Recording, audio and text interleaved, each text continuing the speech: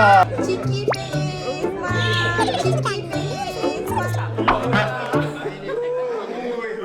Tema kempen Hari Kebangsaan dan Hari Malaysia SGBP adalah Malaysia kita impian bersama, di mana usahawan ni bila dia nak berkembang, banyak sokongan disediakan dan sebenarnya konsep kepo ni sebenarnya kita ambil secara positif lah kan, untuk menyokong dan membantu satu sama lain.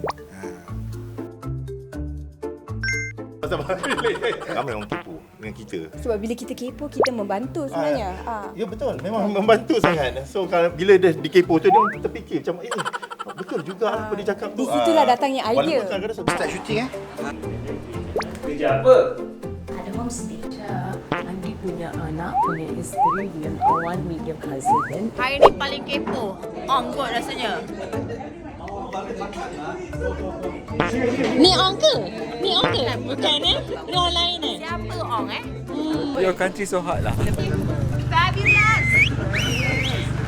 The reason I kat sini because of my boss. Actually, he's the kepo one here. So yeah.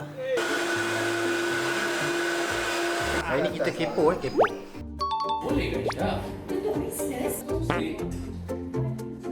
paling kelakar dekat sini ialah Syawal dengan Firdaus. Sebab kalau tak ada mereka, tak happening. Hebat hotel kita ni. Gala. Okey, enggak keluar.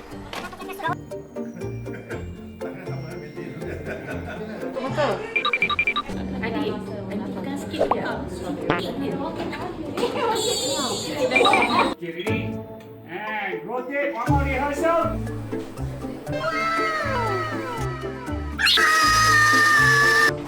Best rumah ni. Wow. Special.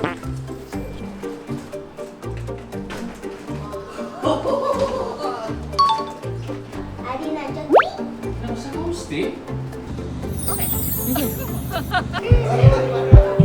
Sudahlah. Nak kembangkan perniagaan? Saya boleh bantu. Jaminan pembayaran perniagaan. Gambar dengan talent SGP. Aisyah rasa diorang ni kepo ke ataupun sebenarnya nak bantu Aisyah sebenarnya? Saya tak rasa dia orang kepo, tapi dia orang more pada ambil berat. Berat Okey, rakyat Malaysia ni sebenarnya cakna sebab Malaysia kita impian bersama. Gitu.